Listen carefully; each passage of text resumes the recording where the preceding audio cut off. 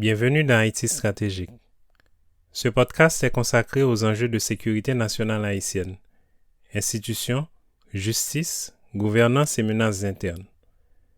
Ce deuxième briefing couvre l'évolution de la situation en Haïti au cours du mois de janvier. Sur le plan sécuritaire, la tendance semble se confirmer. La police nationale est entrée dans une phase plus offensive face aux gangs. Les opérations sont plus fréquentes, le discours institutionnel plus affirmé, et certains ajustements internes laissent penser qu'une tentative de reprise d'initiative est en cours.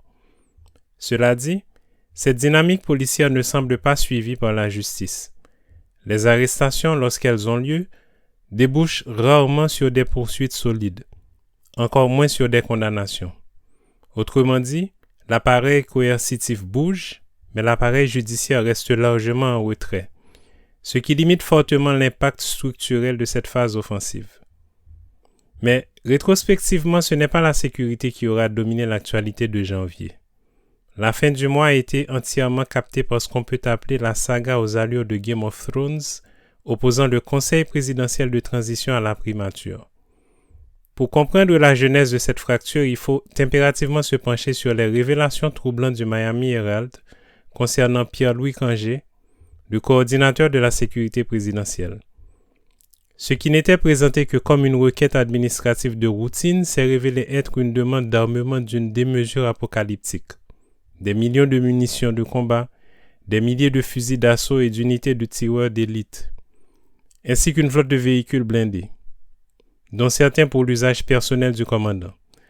Si Cangé a justifié ce stock digne d'une petite armée par la nécessité de protéger le palais le 7 février, cette manœuvre a immédiatement été perçue par les diplomates et une partie du gouvernement comme la première phase d'une tentative de coup d'État, ou à tout le moins, d'une prise de contrôle stratégique du symbole du pouvoir pour dicter qui pourra entrer ou sortir de l'enceinte présidentielle à l'échéance du mandat. À partir de là, les événements vont s'enchaîner rapidement.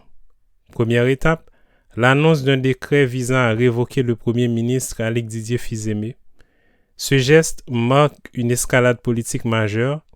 Il ne s'agit plus de désaccords internes gérés en coulisses, mais d'une tentative ouverte de reconfiguration du pouvoir exécutif, dans un contexte où la légitimité de l'ensemble de l'architecture transitoire est déjà fragile.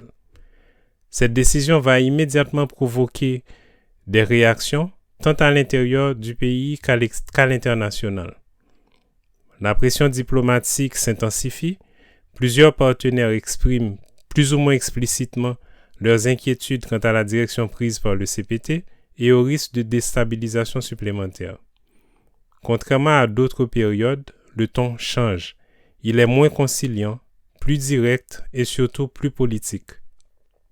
C'est dans ce contexte que survient le repli de Smith-Augustin.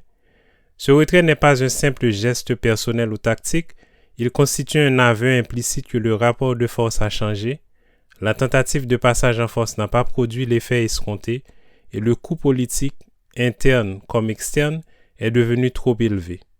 Ce repli marque la fin de cette séquence immédiate, mais il ne règle rien sur le fond.